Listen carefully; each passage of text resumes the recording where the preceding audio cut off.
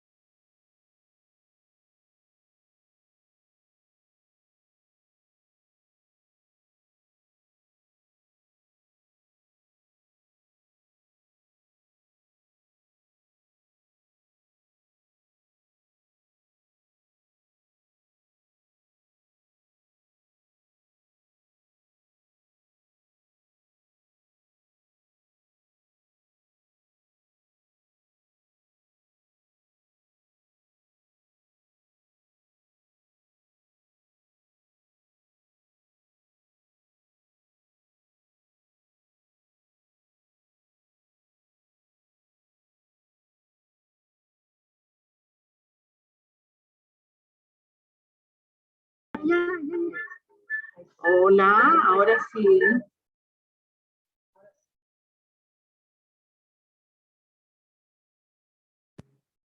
Ahora sí, ¿ahí ven la presentación? ¿Ven la presentación?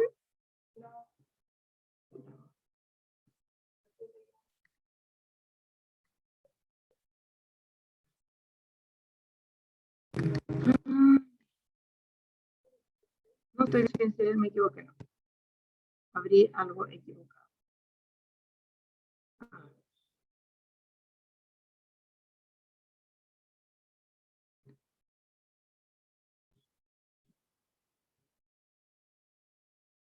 Ahí se debe estar bien. Hola, ¿me escuchan? Hola. Sí se escucha. Ahí se escucha, doctora. Sí se escucha. Sí. Gracias. Ya. Muchas gracias. Hola a todos. Espero no tener problemas de conexión en este rato. Hoy día decidí hacer esta presentación de Infancia y Salud Planetaria como una manera de compartir un poco un cierto análisis más amplio de la pediatría con todos ustedes que son mis colegas, con quienes he trabajado tanto tiempo, y porque pienso que estamos en un momento en que necesitamos como pediatras abrir mucho el pensamiento y tener una visión muy integral de la pediatría. Quizá también esto me surge a mí porque ya he avanzado con los años en la vida y en la profesión. Entonces hoy día vamos a mirar algunos antecedentes y hechos de esto de la infancia y salud planetaria, y vamos a hacer una reflexión muy cortita de la bioética en la pediatría y de alguna manera ver si como profesionales de la salud en qué podemos incidir. Para partir sería importante, ¿no es cierto?, tener en cuenta desde la perspectiva de la historia que en los últimos, digamos, 500 años ha habido una realidad muy llamativa en torno al crecimiento poblacional. Fíjense ustedes que del 1500 al 1850 casi no creció la población mundial, y de 1850 al año 2000 ha habido un crecimiento exponencial y pasamos de ser 500 millones de habitantes a 7.800 millones de habitantes más o menos en este momento. Si uno va a las proyecciones que tiene la ONU en relación o dependiendo de la tasa de fecundidad, si la tasa de fecundidad se mantuviera como ha sido en promedio en los últimos 10 años, más o menos, la proyección de población en el mundo es esta línea discontinua del medio, y eso querría decir que al 2100 en el mundo habrían alrededor de 11.000 millones de habitantes, y si aumentara un poco la tasa de fecundidad, podríamos llegar casi aquí arriba a los 16.000, 15.000 millones de habitantes, y si se disminuyera la tasa de fecundidad en relación a lo último promedio, podríamos bajar un poco, quizá a algo así como 7.000 o 6.000 y tantos millones. Y por otra parte, si uno revisa, porque en el fondo las poblaciones crecen por la cantidad de personas que nacen y por las personas que se mueren, ¿no es cierto? Si vemos las principales causas de fallecimiento en el mundo, como todos sabemos, ¿no es cierto?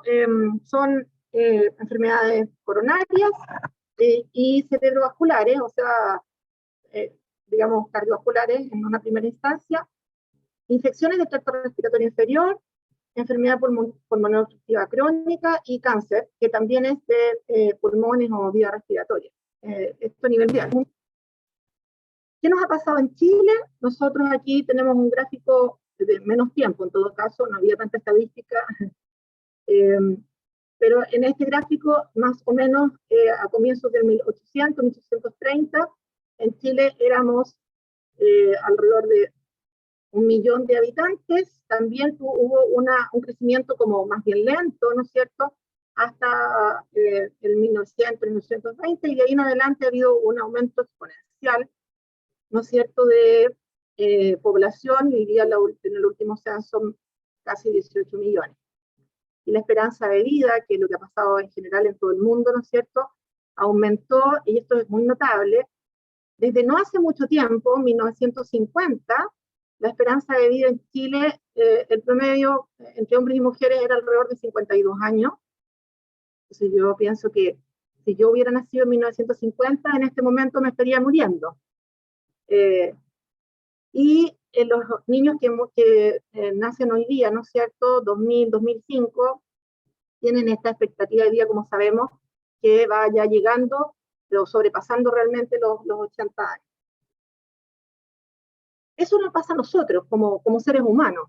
¿Qué ha pasado en el planeta, en los otros seres vivos, en el fondo no humanos, en este tiempo? Hay muchas, digamos, las ciencias biológicas eso lo tienen bastante bien estudiado.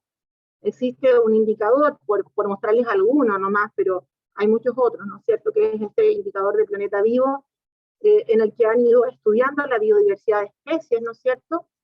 Y estos estudios, por supuesto, son mucho más recientes que lo que sabemos sobre la población humana, ¿ya? Pero en este contexto, ¿qué podemos decir como datos numéricos que siempre nos sirven para hacer un análisis? Es que en 50 años, más o menos, ¿no es cierto?, de 1970 al 2010, ya este índice de este indicador Planeta Vivo, que mide la abundancia de biodiversidad de especies, más de 23.000 especies, en el fondo de animales no humanos, ha tenido un descenso significativo. Hay un 39% menos de especies terrestres, un 76% menos de especies de agua dulce, y un 40% menos de especies de aguas saladas marinas. Por supuesto, además, si uno va revisando un poco cómo nos está afectando planetariamente esta realidad, lo que muestran todos los organismos que han estudiado este tema, ¿no es cierto?, que las demandas son desiguales y las consecuencias son desiguales. Y entonces aquí viene esta medida, ¿no es cierto?, de la huella ecológica, y vemos, por ejemplo, que si comparamos los países de ingresos altos, de ingresos medios e ingresos bajos, en relación a la huella ecológica, ya vamos a hablar de eso. Los países de ingresos altos tienen una huella ecológica alta, ¿no es cierto? Aquí la huella ecológica ya vamos a ver cómo se mide. Los países de ingresos medios tienen una huella ecológica bastante menor que la de los ingresos altos, y la de los ingresos bajos, fíjense ustedes, mucho menor, ¿ya? Y la biocapacidad mundial, que ya vamos a hablar de qué se trata la biocapacidad, ha ido disminuyendo. Y entonces la cuestión es, va disminuyendo a expensas de mucho más de los países de ingresos altos que de los países de ingresos medios y bajos. Y en el fondo también, aquí esta tendencia, ¿no es cierto?, de grupos de riesgo, cómo va este índice, digamos, cómo ha ido de alguna forma impactando, ¿no es cierto?, en el índice de planeta vivo, de la biodiversidad, los grupos de países de altos ingresos, los países de ingresos medios y los países de ingresos bajos, y ustedes se fijan que más impactan los países que tienen ingresos altos en este índice de biodiversidad en el planeta. Como decíamos recién, demandas desiguales son diferentes para los países en el fondo de mayor o intermedio o menor ingreso. ¿Cómo estamos nosotros en Chile? Ustedes saben, ¿no es cierto?, el índice Gini que mide la desigualdad, es un dato de la OCDE, de los 37 países que están medios aquí, 36, Chile es el penúltimo en desigualdad. Hay uno más desigual dentro de los que están en la OCDE, que es Costa Rica, pero después de la desigualdad de Costa Rica nosotros seguimos en mayor desigualdad dentro de los países OCDE. Los países, el índice de Gini de desigualdad se mide en el fondo 0, que sería la mayor igualdad entre todos los habitantes de un país, y 1, que sería la máxima desigualdad, y nosotros estamos aquí punteando Costa Rica, que tiene más desigualdad de los OCDE, y nosotros seguimos después. Luego, en relación a las desigualdades, en 2019 hubo un estudio publicado en Lancet bastante interesante sobre desigualdad. Ellos revisaron algunos indicadores de desigualdad en 6 capitales latinoamericanas, y yo les quise solo mostrar esto, que es uno de los indicadores que buscaron ellos en relación a ingresos, ¿ya? Entonces, revisaron en el fondo en relación a los ingresos, es decir, a la capacidad socioeconómica, ¿no es cierto?, de los habitantes de la región metropolitana, o sea, de la ciudad de Santiago, capital de nuestro país, y midieron varias cosas. En este caso, este gráfico muestra la esperanza de vida, ¿ya? Y entonces, con mucha claridad, en todas las capitales nacionales, ¿no es cierto?, que es que la esperanza de vida tiene una diferencia muy significativa entre 8 y 10 años, si es que las personas vivían sectorialmente, en este caso en Santiago, en el sector poniente y norte-sur, digamos, versus el sector oriente, cosa que a nosotros no nos llama mucho la atención, pero lo que tiene que llamarnos la atención es que hay 10 años de diferencia en esperanza de vida.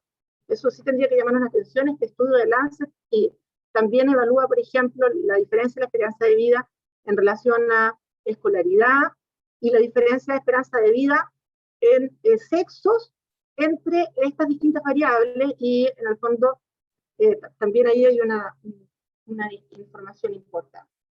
Eso para hacer un comentario sobre el tema como de la desigualdad y cómo de alguna manera en esta evaluación de nuestra realidad de impacto en el planeta, también hay desigualdad.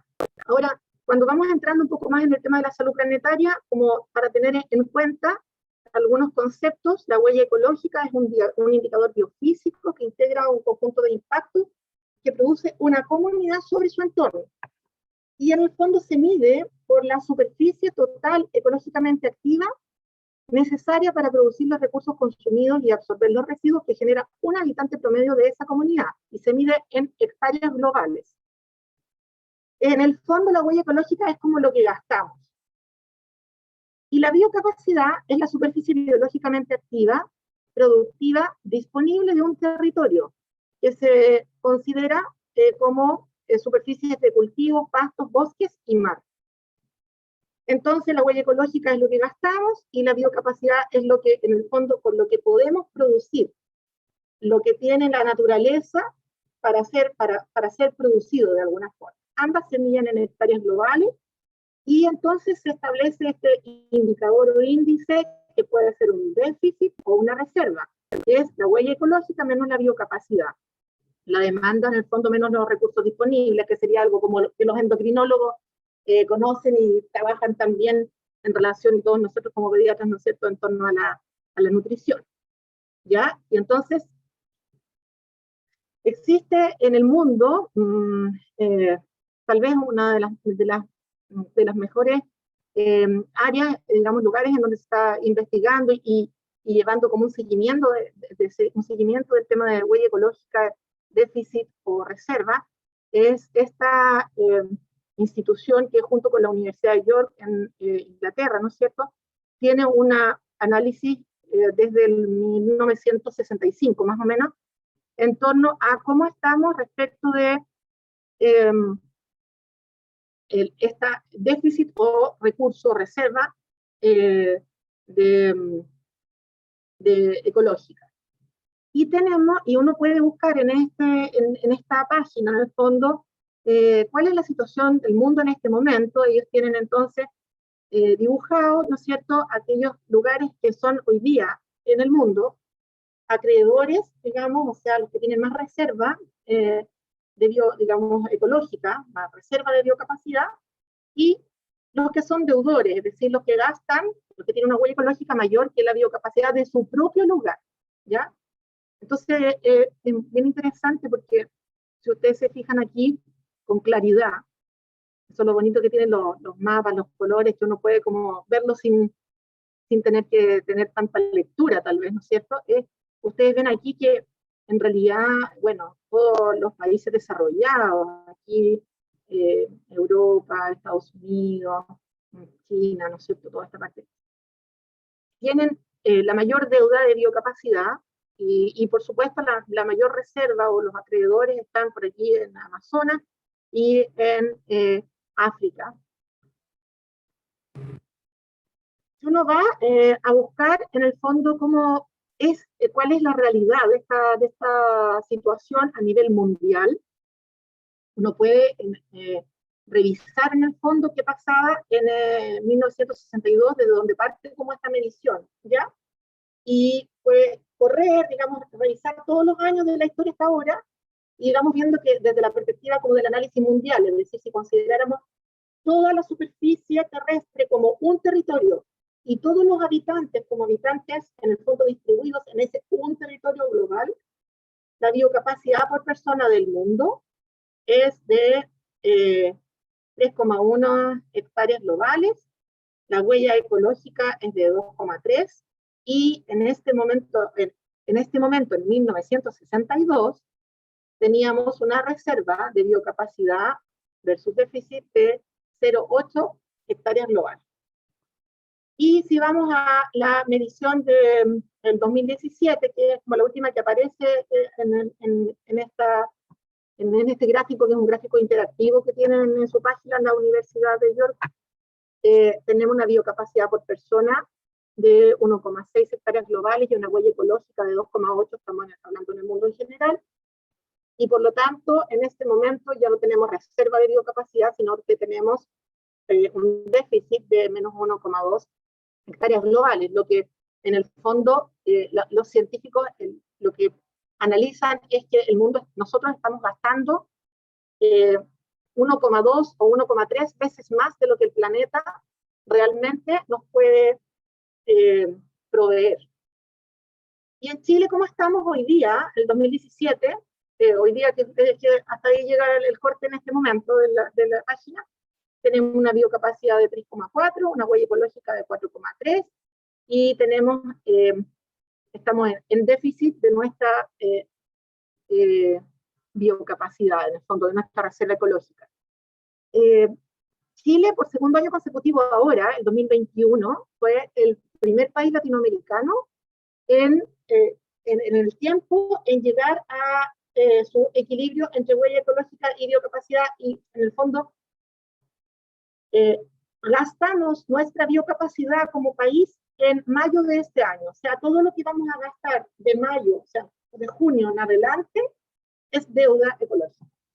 Y por segundo año consecutivo somos el primer país, digamos, el país que llega primero en el año a esa circunstancia de mayor gasto ecológico que biocapacidad dentro de nuestro país. ¿Y esto por qué es importante para nosotros y la infancia, y en el fondo la salud de los niños? Porque los alimentos, el agua y la energía son lo que es la prioridad para la vida y por lo tanto para la salud. Si uno mira los datos de la FAO o de Naciones Unidas, ¿no es cierto? Los datos establecen, por ejemplo, que en 2019 690 millones de personas sufrían hambre en el mundo, en el 2014 768 millones no tenían agua potable, 1.400 millones no tenían acceso a electricidad confiable, y en Chile, ¿qué nos dice? Así como en general, para tener una idea, ¿no es cierto? El año 2021, en relación con pandemia y todo lo que ya todos sabemos que nos ha tocado vivir, hubo un aumento de pobreza por ingreso de 8,6 a 10,8%. Eso significa que en nuestro país en este momento, en Chile, tenemos 2,1 millones de pobres, de los 17 millones y algo fracción que somos. Entonces, el tema es importante porque en realidad, como comentaba recién, alimentos, agua y energía son como lo vital, lo básico, y muy importante decir que las comunidades sanas son en el fondo la base del bienestar físico, mental y social, y que la base de una comunidad sana, en el fondo, es un medio ambiente sano. La biodiversidad es fundamental para la seguridad alimentaria, ¿ya?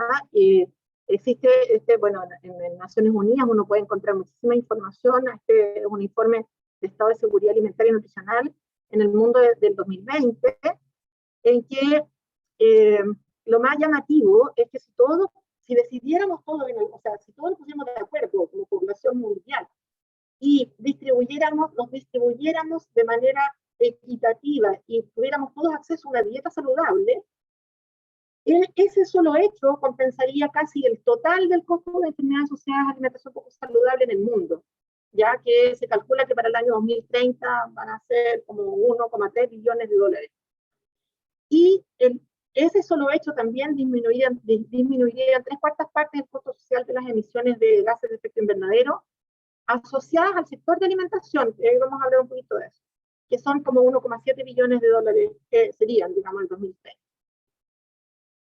Y como en el fondo, mi orientación o lo que quisiera yo reflexionar con ustedes está mirado desde el mundo infantil, como dimensionar lo que implica que en 2019 144 millones de niños menores de 5 años tuvieron retraso de crecimiento secundario en la alimentación.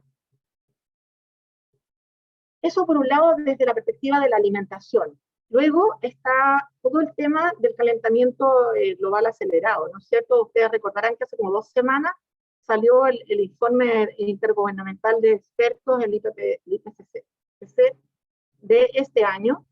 En realidad, estrictamente, no es que haya salido entero, sino que este es un análisis que hacen expertos internacionales en cambio climático y van saliendo como por partes, digamos, van como avanzando por partes, y en este momento, hace un par de semanas atrás, en el fondo, salió esta noticia que es la que ya conocíamos del año anterior y anterior, sino que cada vez se viene concretando, tomando más fuerza científica, esta información respecto de que se hace más urgente limitar el calentamiento global y que la velocidad con que se está calentando el planeta, en el fondo, se ha ido aumentando, y que en realidad, que es lo más grave, diría yo, para mi gusto por lo menos, es que ya no nos queda como se pensaba hace 20 años atrás, en el fondo como mirando en un horizonte del 2100, ¿ya?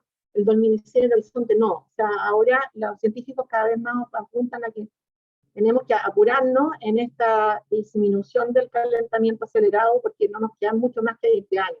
20 años están a la vuelta de la esquina. Yo llevo en Antofagasta como pediatra ya 20 años, el próximo año lo cumplo. Y para mí ha sido un tiempo súper cortito. Esto tiene relación con precipitaciones, con inundaciones, con aumento de nivel del mar, derretimiento de hielos, calentamiento y acidificación de los océanos. Acuérdense de esto que comentamos aquí del derretimiento de hielos, porque lo vamos a comentar después en el tema de los gases.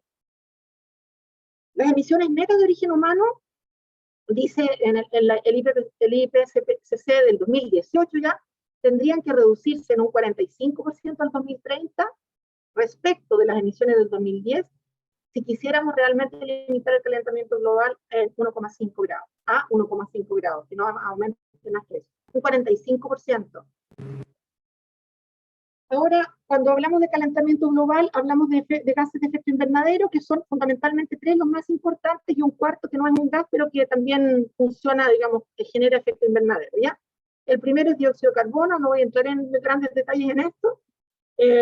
Lo principal es que es el que está mayoritariamente, digamos, involucrado por la intensidad del efecto que produce, ¿ya?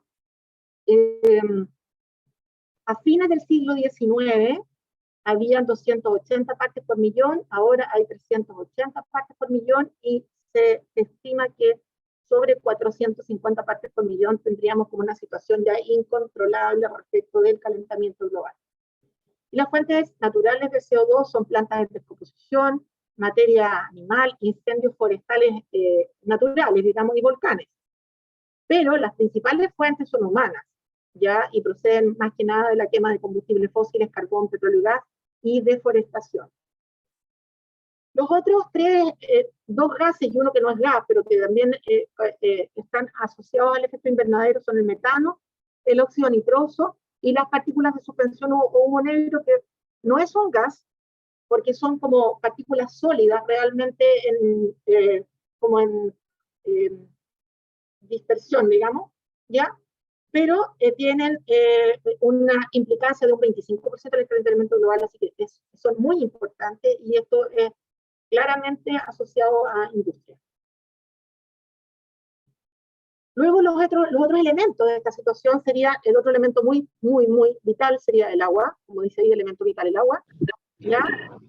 Y en este contexto, como tomar en cuenta que nosotros vivimos en una cierta realidad, pero que hoy día la realidad claramente es global, es mundial, nos afecta lo que está ocurriendo en todas partes, nos va a afectar cada vez más en relación con los movimientos migratorios, y en el fondo de los 7.000, casi 8.000 millones de personas que somos, 2.200 millones de personas no tienen agua potable gestionada de forma segura en el mundo, casi 2.000 millones de personas dependen de centros de atención de salud que no tienen servicios básicos de agua, ¿ya?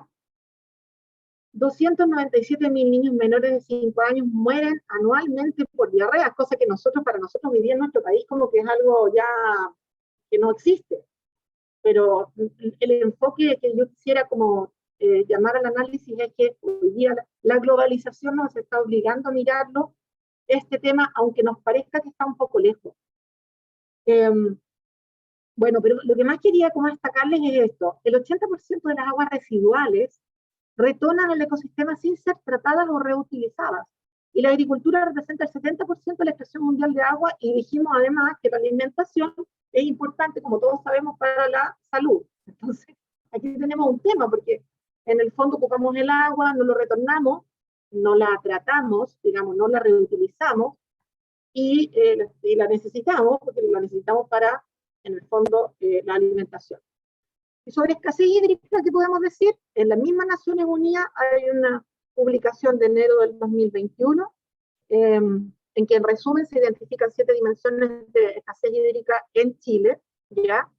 En el que el primer punto es el efecto del cambio climático, presiones de las actividades productivas y o extractivas, la gestión no integrada de recursos hídricos, la falta de estructura adecuada, marco legal que no explicita el derecho humano al agua y no prioriza el consumo humano sobre otras actividades, digamos, humanas, la dispersión institucional de toma de decisiones, y que hay datos limitados para tomar decisiones.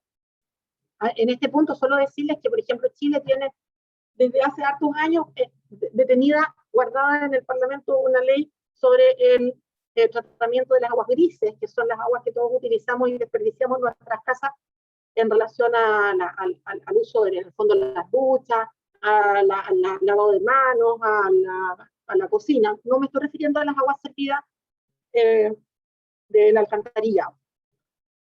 Bueno, mirado esto desde una perspectiva que quizá más amplia, ¿no es cierto? Lo que hasta aquí donde acabamos de ir, ahora nos ponemos un poco en la mirada más médica, como más médica, no quiero decir que lo anterior no sea médico, porque eso es lo que quiero como llamarle a reflexionar, sino que más médica de nuestra atención sanitaria, ¿ya? ¿Y en qué estamos o en qué hemos estado? Simultáneamente, ¿no es cierto?, con este gran avance en lo tecnológico que partió después de la revolución industrial, ¿no es cierto? En nuestra área hubo muy grandes avances. Los primeros, yo diría que no podría decir, son como a mediados del 1850, por ahí, cuando, por una parte, se avanzó en el saneamiento ambiental básico, hablando de agua potable y alcantarillado en los países que lo tienen, ya dijimos que hay muchos que no lo tienen, ¿ya? Y también a comienzos de 1800, y un poquito antes, incluso 1780, que partieron las vacunas con Jenner, ¿no es cierto?, y viruela, y de ahí en adelante, toda esta primera parte, en 1850 en adelante hasta 1900, avanzó muchísimo la ciencia y la medicina en esta parte más básica, y luego, a partir de 1900 para adelante, tuvimos estos grandes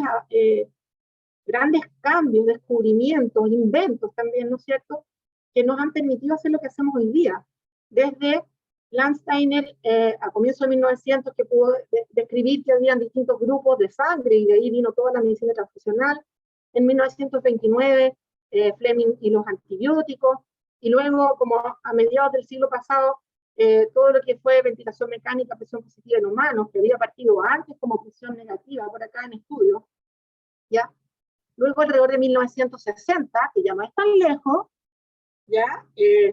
Las terapias de reemplazo renal, hemodiálisis, peritoneodiálisis, la creación de las unidades de cuidados críticos, alrededor de 1970, así ya poblaron el mundo, ¿no es cierto?, pudiendo utilizar toda esta gran, en el fondo, este gran avance, estos grandes avances, ¿no es cierto?, que habíamos tenido en la ciencia aplicada, como en la medicina. Y aquí, alrededor de esa fecha, aquí, 1971 más o menos, aparece Potter, que es uno de los padres, vamos a decir, porque hay otro también, pero uno de los padres de la bioética, ¿no es cierto?, planteando que era necesario tener cuidado, en el fondo, con todo con todo nuestro desarrollo científico y tecnológico, porque había que mirarlo desde una perspectiva ética para un futuro cercano. ¿Ya? Yo creo que él fue un hombre que ya murió, pero que fue visionario también, junto con otros muchos que han seguido estudiando, porque hoy día entonces estamos en esta realidad que hemos comentado desde la perspectiva más global, ¿no es cierto? Y también en el desarrollo científico, esto de genoma humano el 2003, edición génica el 2005, que nos permite en el fondo ya hacer una manipulación, ¿no es cierto?, genética, y que hoy día está en discusión si será razonable, prudente, éticamente adecuado y correcto, hasta qué punto se podrán, en el fondo, manipular los genes, o sea, porque desde el punto de vista de la ciencia lo podemos hacer. La cuestión es hasta qué punto será razonable hacerlo. No desde la ciencia si se puede o no, sino que desde la mirada más humanista y filosófica. Y como yo digo, nuestra profesión es una profesión eminentemente humana, humanista, ¿verdad? Y entonces eso nos pone hoy día en el escenario en el que nosotros trabajamos, en el que nos movemos todos los días, que por una parte nos permite tener a nuestro alcance una gran cantidad de elementos científicos en el fondo, por ejemplo, quizá lo más destacable del último periodo, esta capacidad de manejar los genes, ¿no es cierto?, o esto que nosotros a lo mejor vemos más cercanamente, que nos ha permitido avanzar con nuestros propios pacientes pediátricos en circunstancias que hace 20 años serían niños que habrían muerto, ¿no es cierto?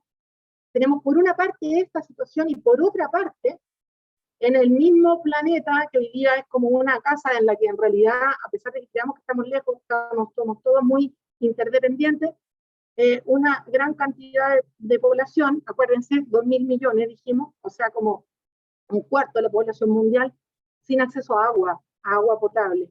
¿Ya? Y aquí solamente quise poner esto que me llamó mucha atención, ¿no es cierto?, cuando uno mira estas diferencias entre quién es el que va a buscar el agua en los lugares donde no hay agua potable. Fíjense ustedes, ¿ah?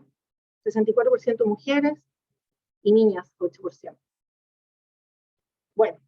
Y entonces, en estas circunstancias, ¿no es cierto?, volver al mismo punto, que es que tenemos una responsabilidad desde la perspectiva de la pediatría.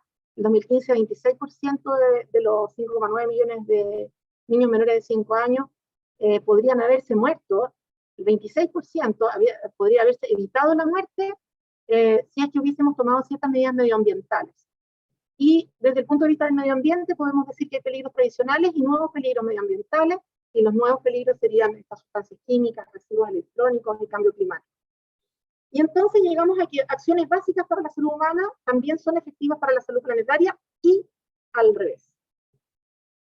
Y en este al revés, entonces, hoy día la ciencia está en el fondo tratando de ponerse de acuerdo en cuáles son los límites, cuáles son los aspectos que son importantes, inevitables, ineludibles de enfrentar, y cuáles serían los límites para que la Tierra nos pueda seguir albergando, ¿ya?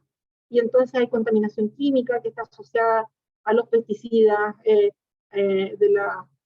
los cultivos, a los salmones, etcétera, todo lo que sabemos que tiene que ver con con la alimentación de los propios humanos, el cambio climático, acidificación de los océanos, agotamiento del ozono, bueno, uso global del agua dulce, pérdida de la biodiversidad. Miren cómo está marcado, lo que estamos lejos de un círculo, en el fondo, de un círculo protector. En ese sentido, llamar la atención desde el punto de vista de la bioética a tres grandes principios: el principio de la responsabilidad con el ser vulnerable. ¿Quiénes son los seres vulnerables? Seres vulnerables son seres humanos actuales en condición asimétrica de capacidad de ingresos, seres humanos futuros, o sea, los seres humanos que están por venir, y que todos nosotros debiéramos ser responsables de poder entregarles una tierra adecuada para que ellos puedan vivir, y la vida planetaria no humana. Esos tres grupos serían los seres vulnerables. Y nosotros todos tenemos una responsabilidad asimétrica con ellos, porque ellos no pueden hoy día hacer nada si no lo hacemos nosotros. Luego está el principio de la justicia ecológica, ¿no es cierto? Está la justicia global, porque las desigualdades socioeconómicas hoy día, en el fondo, tenemos que mirarlas desde la perspectiva más bien planetaria, considerando la implicancia que tiene el tema, en el fondo, de esta huella ecológica, y la implicancia que va a tener para todos. No las tiene para unos o para los otros, ni para los que estamos en el hemisferio sur, ni para los que están en el hemisferio norte por separado. La justicia intergeneracional, muy importante con las generaciones futuras, y yo desde la perspectiva de la pediatría creo que ese punto nos tiene que llamar a movilizarnos.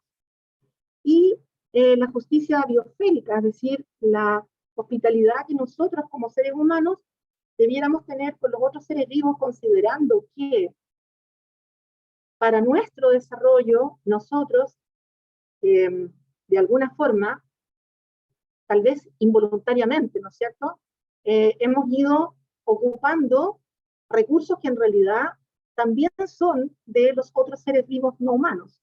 Y de nuevo ahí hay un principio de responsabilidad asimétrica. Y por lo tanto, atender entonces a este principio de sustentabilidad o sostenibilidad, de precaución, es decir, de tener cuidado con aquellas cosas en las que hay cierto grado de incertidumbre en relación a cuánto van a incidir, y tener siempre una posición más precautoria. Y voy terminando ya con esto. Tenemos entonces, dice un filósofo que plantea algunos temas de esto: un problema de escala, ¿no es cierto?, que es la demanda de los recursos, un diseño de la tecnología dentro de la esfera, digamos, planeta, ¿no es cierto?, que podríamos tratar de buscar asimilarnos más a cómo la naturaleza resuelve, en el fondo, ciertos problemas energéticos, por ejemplo. Ineficiencia de estos procesos, que sería como esta ecoeficiencia que nos muestra la naturaleza que podemos intentar hacer, ¿ya? Y este descontrol de la tecnociencia que debiera hacernos siempre considerar, analizar con precaución hacia dónde estamos viendo. Si uno busca cambio climático y salud infantil, o salud planetaria y salud infantil, en los últimos 10 años ha habido un aumento muy notable de la literatura, y en el fondo los estudios que están tratando de identificar en el fondo cómo la situación de salud planetaria está afectando a los niños, Y en realidad yo diría que si uno lo mira bien integralmente, es una mirada muy médica, ¿no es cierto?, de cómo nosotros hemos aprendido siempre a ver la salud desde la perspectiva de la promoción y la prevención, ¿ya? No me voy a detener en esto porque ya parece que estoy atrasada. Y solo decir que es importante que todos nosotros como profesionales del área de la salud pediátrica podamos ir tomando conciencia de esta realidad y podamos ser un poco, digamos, personas que vayamos en nuestros distintos ambientes en donde estemos, pudiendo generar algo de análisis, de reflexión y obviamente después de acción. Ya tenemos grandes cosas por hacer, que se pueden hacer, desde la perspectiva de la agricultura, con menos químicos, ¿no es cierto?, del transporte y la energía, ya de esto que tiene que ver con la movilidad de energía humana, que podemos avanzar ahí, ya de todo lo que implica la energía, las energías renovables, o sea, todo esto que a lo mejor vemos como algo de lo que conversan otros, desde la perspectiva de la salud y sobre todo de la salud de los niños y del futuro que les podemos dejar. Y ya no estamos hablando de generaciones que nosotros nos van a hacer desconocidas. No estamos proyectándonos a generaciones, a 5 generaciones más o 6. Estamos proyectándonos con esta situación del planeta a generaciones bastante cercanas a nosotros, que podrían ser nuestros nietos, ojalá no, pero tal vez sí, nuestros hijos vayan a tener grandes dificultades cuando ellos sean adultos. Y bueno, terminar con este hombre que a mí me parece un científico muy particular, siempre me ha llamado mucho la atención porque, en primer lugar, porque pienso que es una figura que encarna el hecho de que no somos lo que parecemos, sino que lo que somos está dentro de nosotros.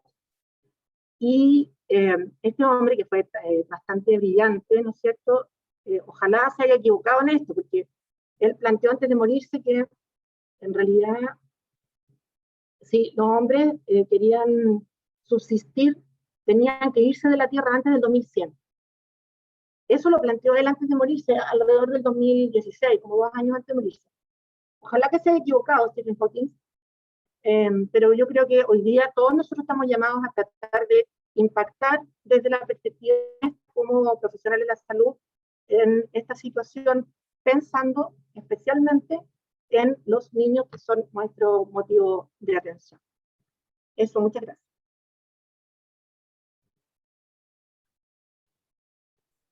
Gracias, Pamela. Muy interesante tu presentación y además como nos obliga a ir a reflexionar, ¿ya? Es impactante también ver todo lo que va significando esta huella que estamos dejando en el planeta. Yo tengo una duda y eso es, bueno, siempre, más que duda, a lo mejor una reflexión, no sé, porque falta el equilibrio entre el progreso y el cuidar nuestros recursos. Nosotros como país también tenemos nuestro problema de agua, que sabemos, y están las famosas hidroeléctricas, que siempre es el gran punto de escollo. Yo no sé si tú viste algo en relación cómo podemos mejorar eso o disminuir el impacto, porque tener una hidroeléctrica, claro, por eso genera a lo mejor energía, pero también el impacto en la agricultura, en la zona. Si hay algo mejor, ¿qué has visto tú o leíste algo sobre eso? Sí, pero la energía no alcancé como a desarrollarlo mucho, pero en este momento en Chile la matriz energética solar y eólica y de hidroeléctrica, pero después me voy a referir a la hidroeléctrica, hoy día en Chile cerrar todas las plantas eléctricas a carbón, permitirían cerrarlas todas. O sea, hace 50 años atrás, Chile tenía que tener termoeléctricas a carbón porque no tenía otra forma de tener la energía necesaria para el funcionamiento del país. Hoy día, el desarrollo de matriz energética sostenible, en el fondo renovable, no contaminante, permitiría cerrar todas las termoeléctricas a carbón. Eso es una cuestión muy importante, porque para el calentamiento global es importante y para la salud en forma directa es importante. Nosotros lo sabemos, ustedes como broncopulmonares más aún, ¿ya? Eso no es que lo diga yo, sino que eso ya, Chile ya está escrito, el gobierno actual incluso ya lo ha puesto como una, como una meta, pero lo puso como una meta de cierre del 2030.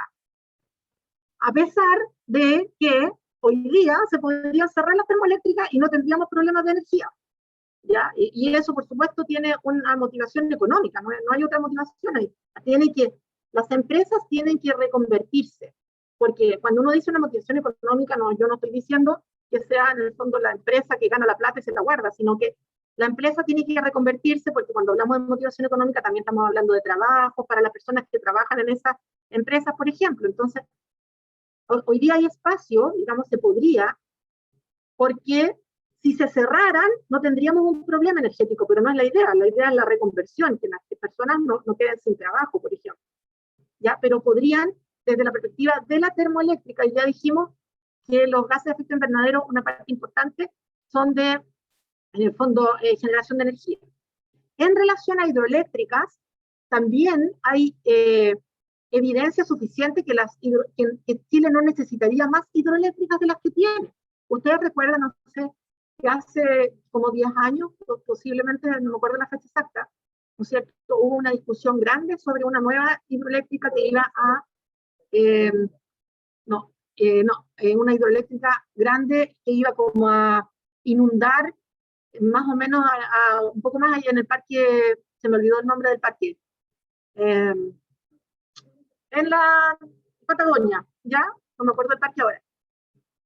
Y en ese momento, la justificación era el requerimiento energético, que hoy día ya no existe, porque la energía solar y eólica ya lo ha resuelto, ¿ya? Entonces, estrictamente, hay alternativas, en ese sentido, como que la naturaleza muestra que hay alternativas, pero eso ¿qué requiere? Y en el análisis más filosófico de la bioética, por ejemplo, hay muchos autores que establecen un concepto que es el concepto de la autolimitación, ¿ya? En el fondo, que si nosotros queremos ser responsables con nuestro planeta, como seres humanos o como seres vivos con esta responsabilidad asimétrica, tendríamos nosotros que tener capacidad de autolimitación. Esto en el fondo sería, nosotros tenemos la capacidad tecnológica, científica, de avanzar y seguir avanzando y teniendo más y más, digamos, conocimiento o condiciones materiales, pero tendríamos que ser capaces de autolimitarnos en eso. O sea, conscientemente. Saber que lo podemos hacer, pero no hacerlo. Porque al hacerlo vamos a generar un mayor delta entre el gasto y lo que la Tierra como biosfera en el fondo nos puede entregar. Y ahí hay un tema que es más, que por eso es que en el fondo la discusión, más que de lo que seamos capaces de hacer desde la perspectiva científica, de cuánto avancemos, que ha sido enorme, y el avance podría ser todavía mucho mayor, es de qué manera vamos a en el fondo, controlar ese avance. No sé si alguien tiene alguna duda, un comentario para que abra su micrófono. Mientras yo quería hacer otra consulta, existe, porque uno siempre piensa, como decías tú, que la responsabilidad es de otro, o la responsabilidad es de una gran empresa, o del Estado, de muchas cosas, que a lo mejor sí hay responsabilidad, pero como que siempre lo pone fuera de uno, fuera de nosotros mismos. Y uno a veces con cosas pequeñas, como lo que es típico el reciclaje, o el gastar menos, ser un más consciente. Yo quería saber, también existen algunos programas ¿cómo se llama? Que bonifican o que te estimulan a reconvertirte a energía solar, ¿cierto? Yo no sé si tú sabes, porque a lo mejor no lo sabes, no lo sé, si existe alguna página, algo para que aprovechemos de decirlo, algo para que la gente pueda acceder y ver, a lo mejor puedo acceder a este beneficio o no, cómo lo hago, porque hay gente que sencillamente desconoce que existen estas cosas que uno pudiese postular y te ayudan un poco a poder reconvertirte. Y después le paso la palabra a la Carlita. Sí, Marcia, yo creo que es central en lo que tú dices, de si todos tenemos posibilidades de hacer a nuestra propia escala bastantes aportes. Ya, por ejemplo, en nuestra escala hospitalaria yo he insistido mucho, se lo he dicho a las autoridades por escrito incluso, pero uno se va cansando a veces, de que nosotros tenemos un gasto energético en luz que es muchísimo, muy alto. ¿Ya? Es alto. Alguien paga en primer lugar la cuenta de luz, el hospital, no la concesionaria, yo ya lo averigüé. ¿Ya?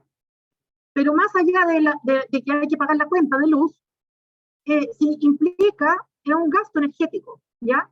Hay en este momento un desarrollo en relación al tema de las instituciones de salud para, digamos, ser, digamos, ecológicas. Hay un tema que, si ustedes lo buscan en la web, lo van a encontrar como salud sin daño, ¿ya? Que hace muchas orientaciones al respecto de ese tipo de temas. Hoy día, por ejemplo, el tema de la cantidad de plástico que estamos usando también debiera como llamarnos un poco la atención y pensar qué vamos a empezar, qué vamos a hacer con eso. Porque es una realidad que vamos a tener, con la que vamos a tener que convivir, pero que hay que pensar qué vamos a hacer con eso. ¿Ya? Ahora, respecto a lo que tú decías de la reconversión a energía solar. La reconversión a energía solar hoy día ya no es tan cara como antes era. Y lo interesante que yo diría que es lo que más tiene que uno motivarlo a reconvertirse, es que el sistema eléctrico en Chile permite que uno ocupe energía solar de día, porque si uno quisiera ocupar la energía solar de noche tendría que tener una batería de litio, y el problema que tienen las baterías con la energía solar es que tienen que ser bastante grandes para guardar la energía. Entonces tú tendrías que tener una gran batería en tu casa, como muy grande, hay un tema ahí como práctico. Pero uno de día puede ocupar, puede ocupar energía, y uno dice, chuta, pero yo ocupo más energía en la noche. No importa, la energía si tú te reconvirtieras, la energía que tú no gastas de día, tú se la traspasas al sistema eléctrico. Y en el fondo ocupas en la noche la energía eléctrica del sistema. No sé si, y tú le puedes, en el fondo, puedes ser un productor de energía para el sistema hoy día conectándote a energía solar. Eso en Chile se puede hacer. Ya eso funciona, digamos. Ya lo que pasa es que uno tiene que ir, como tú decías, a hacer el gasto de la instalación. Que quizá, si por ejemplo, estoy imaginándome eso, hay proyectos que van, grandes proyectos que van hacia ese tipo de cosas. Por ejemplo, que las escuelas, las instituciones públicas pudieran, como institución grande, una cosa sería reconvertirse, otra cosa sería cuando se construirse con energía solar, ¿ya? O definir a partir de ahora, por ejemplo, que todo aquello que se construya tiene que construirse con las cañerías necesarias para hacer la reutilización de las aguas grises. Hoy día reconvertir la ciudad para utilizar aguas grises sería muy difícil, pero lo que sí se podría hacer es que aquellas construcciones nuevas tengan esa posibilidad, ¿ya? Bueno, pero en fin.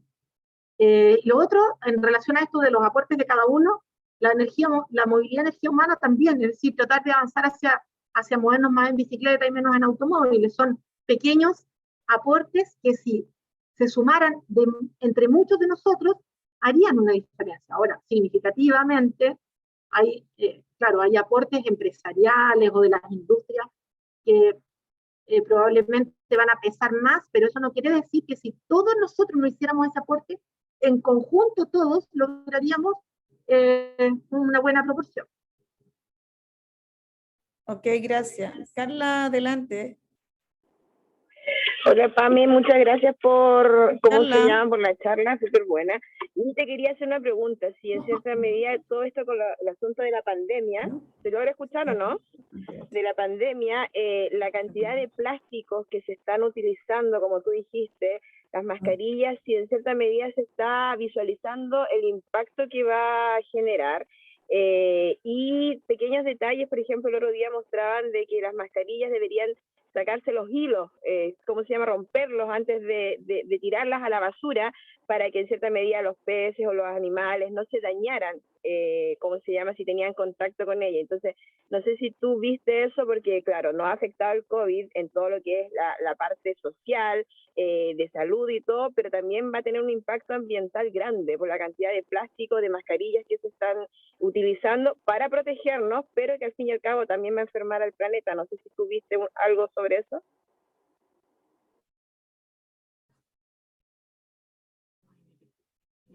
El micrófono. La primera parte de la pregunta quizá no se la escuché bien, pero en realidad, o sea, no en particular, no hablé, o sea, no revisé en particular de las mascarillas. Lo que está claro es que estamos generando a raíz del tema pandémico mucho más residuo, que incluye mascarillas y, bueno, guantes y delantales y todo. Así que ese es un tema, sí, que vamos a tener que, ahí uno dice siempre alguien que otro piense, pero no, pues tenemos que tratar de pensar todo, porque hay que poder hacer algunas cosas. Por ejemplo, hay que decir que en Antofagasta, y esas serían tareas que uno puede proponerse. En Antofagasta nosotros tenemos una posibilidad de reciclaje que es mínima, mínima. O sea, nuestra capacidad local de reciclar es muy poca. La capacidad de reciclaje en Chile está en Santiago. ¿Por qué motivo pasa eso? ¿Por qué no podemos tener reciclaje, pero un reciclaje? Porque una cosa es juntar las cosas, otra cosa es qué se hace con eso. Eso es reciclar. En el fondo, ¿qué es lo que vamos a hacer con eso? ¿Cómo lo vamos a reutilizar? ¿Cómo lo vamos a dar un uso? Eso no lo estamos haciendo. Tendríamos que intentar hacerlo. Y lo otro es súper importante, es producir menos desechos. Eso es muy, muy importante. Y ahí de nuevo viene el mismo tema de la autolimitación.